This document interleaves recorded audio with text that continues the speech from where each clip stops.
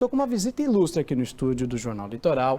É a Marília Marton, que é secretária da Cultura, não de Cultura, da Cultura, Economia e Indústria Criativas do Estado de São Paulo. Seja bem-vinda, boa tarde. Obrigada, Thiago, boa tarde. Boa tarde, Marília. Prazer enorme voltar aqui. Opa, com certeza. Inclusive, você já concedeu uma entrevista pra gente, né, no começo Nossa do ano, TV né? Cultura. Na nossa TV Cultura. E o tema vai ser TV Cultura.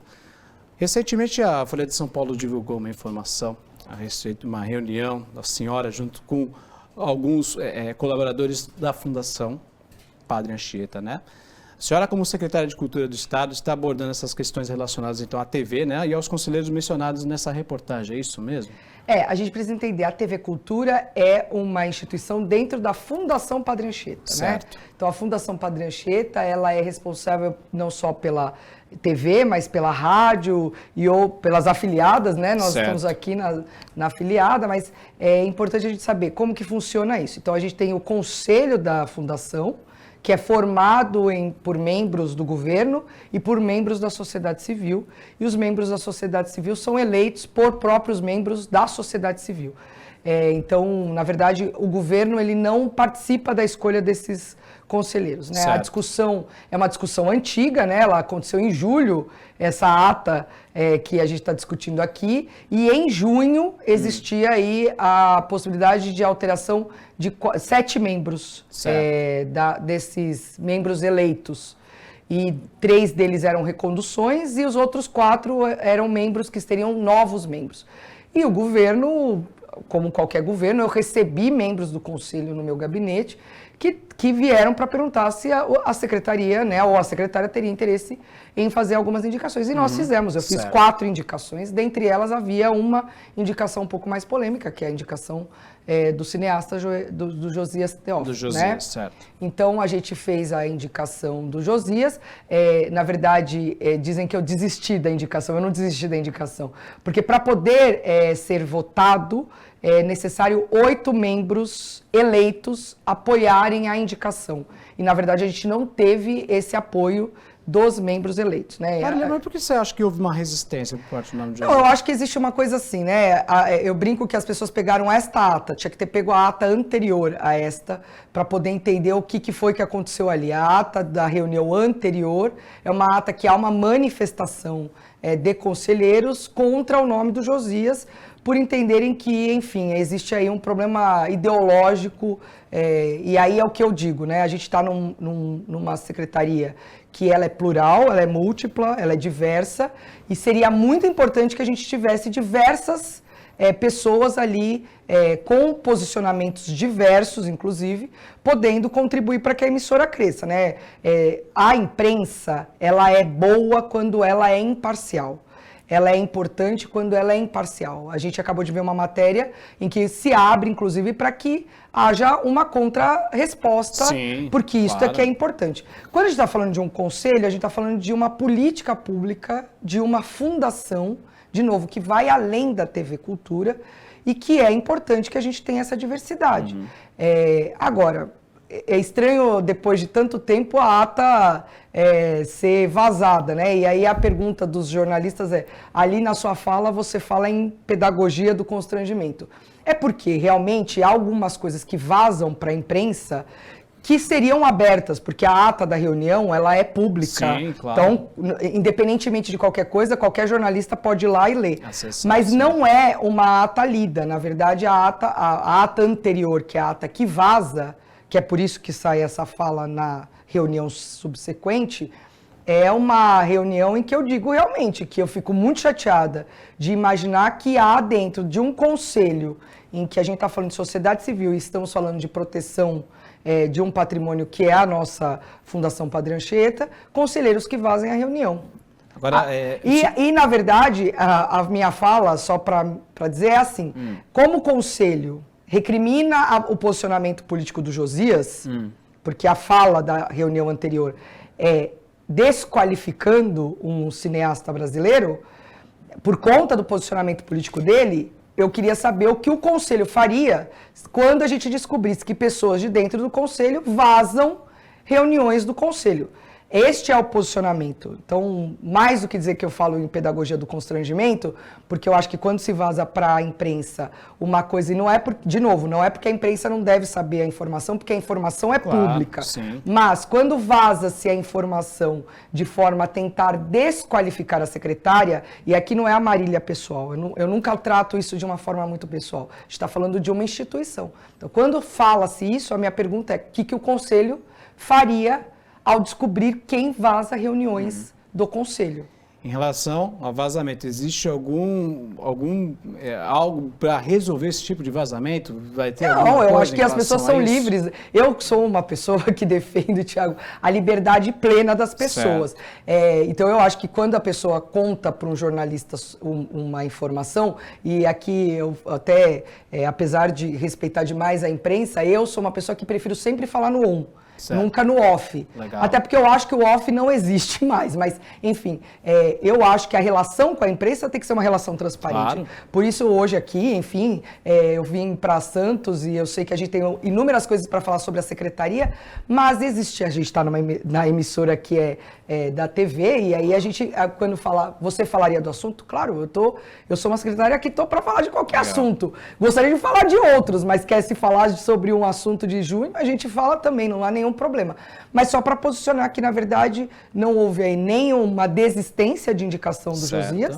Na verdade, para indicá-lo, eu precisava do Conselho, não teve essa adesão do Conselho. A adesão do Conselho foi para outro nome, que hoje já é membro do Conselho, inclusive. E, na verdade, eu fico só chateada de que as pessoas tenham esse pensamento mono. De que, então, como eu falo bem da democracia, ou falo a favor da democracia desde que se pense como eu. Se não pensa como eu, coisa diferente, aí já não serve para fazer parte. Entendi. Mas ok, faz parte da vida de secretário essa parte também. Com certeza.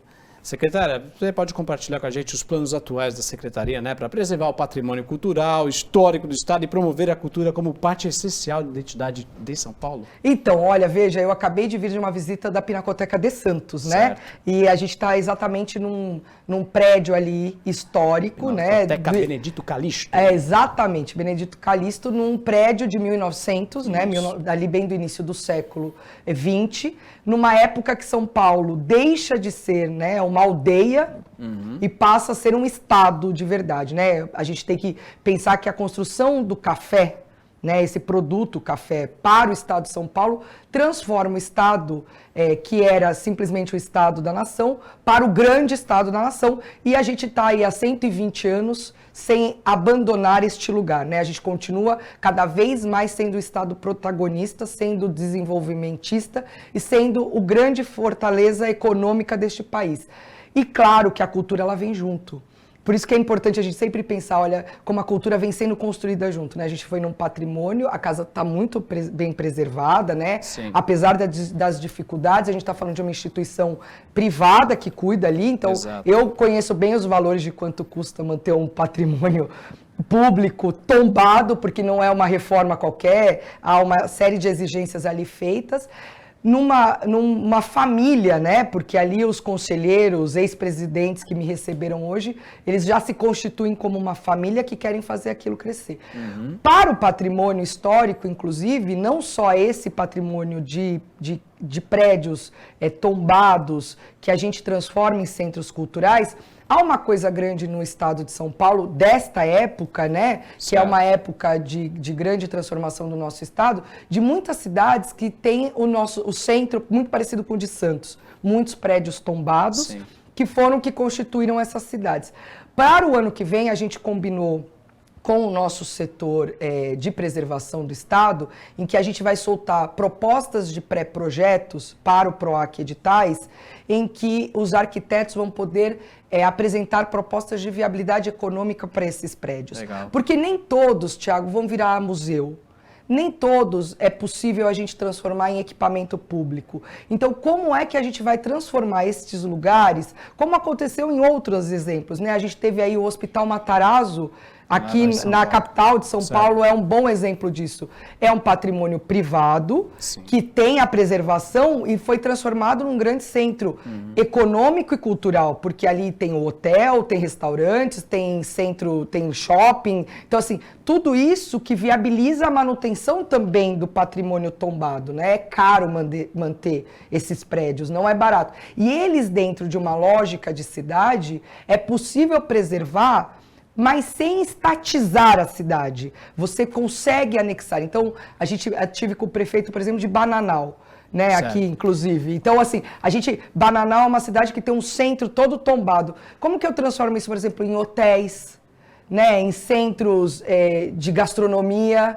Então, coisas que a gente vê já acontecendo no mundo e que a gente precisa trazer para cá. Então, juntando os arquitetos do nosso estado, pensando isso tudo, e a nossa unidade de patrimônio histórico, que está jovem, que, né, a gente tem lá os professores mais antigos, que são extremamente importantes, a Elizabeth, a Vera, o professor Roberto, que são professores, inclusive, importantes do nosso patrimônio, e jovens que chegaram. Então, essa junção com os arquitetos, então a gente vai fazer uma grande reunião dos arquitetos para pensar esta ocupação de forma inteligente do nosso patrimônio tombado. Tem que lembrar, patrimônio tombado não é castigo, é oportunidade. É isso aí.